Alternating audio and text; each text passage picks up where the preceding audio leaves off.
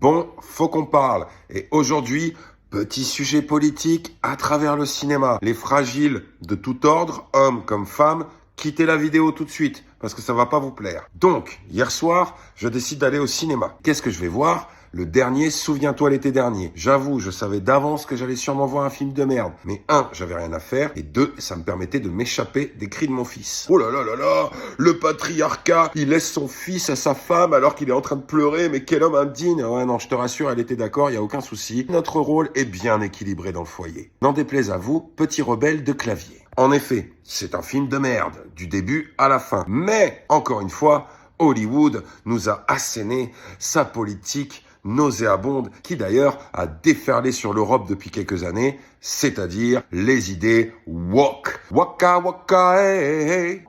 Il y en a marre. Moi, je me considère comme un homme qui respecte les femmes. Mon cercle d'amis, c'est United Color of Benetton. J'en ai rien à foutre de ton origine, de ton sexe, de ta religion. C'est pas mon problème. Lors de la révélation de qui est le connard en ciré avec son crochet qui m'a emmerdé pendant 1h50. Parce que ouais, j'avais vraiment envie de me barrer de la salle. Quand le tueur retire son espèce de bob en ciré dégueulasse, on voit que c'est une femme. Mais jusque-là, aucun problème.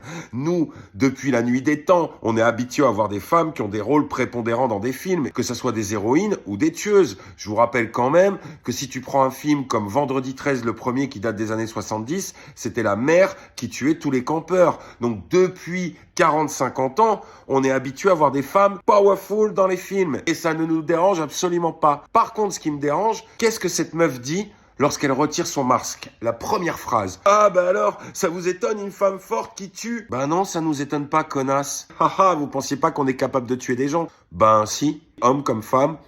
C'est possible, mais c'est pas fini. Parce que là où l'ironie est trop forte, c'est qu'à la fin, on se rend compte qu'en fait, ils sont deux et qu'elle est aidée d'un mec. Et que ce mec, c'est son patron de bar. Donc au niveau du patriarcat et au niveau du joug de l'homme sur la femme, bah finalement, on retombe dans ce qu'il dénonce. Ce mec se fait buter, la meuf en question, la tueuse, elle tombe à l'eau, bon, on en a rien à foutre. Mais là, les deux héroïnes qui restent, elles se retrouvent à la toute fin du film, à une table en train de discuter et de prendre un verre. Qu'est-ce que l'une des deux dit? Oh là là, les mecs, il serait temps qu'ils aillent chez le psy. Parce que la meuf, là, qui tuait, elle a pas besoin d'aller chez le psy. Bah non, parce que c'est une femme, tu comprends? Bah oui, nous les hommes, on est tous des connards, on est tous des psychopathes. Tout ça pour dire, tous les woke de base là, qui ont des idées, qui sont juste du renouvellement de choses qui étaient déjà acceptées avant. Parce que oui, peut-être que vous parlez aux mecs qui sont pas éduqués, ou aux traînards de la street, mais nous, on n'est pas dans ce délire-là, on n'est pas dans cette catégorie, qu'on n'a pas à être considérés comme eux. Sur ce, allez bien vous faire foutre, et pour les gens qui sont suffisamment solides sur cette terre, hommes comme femmes, passez une bonne journée. Yeah, right, yeah, right.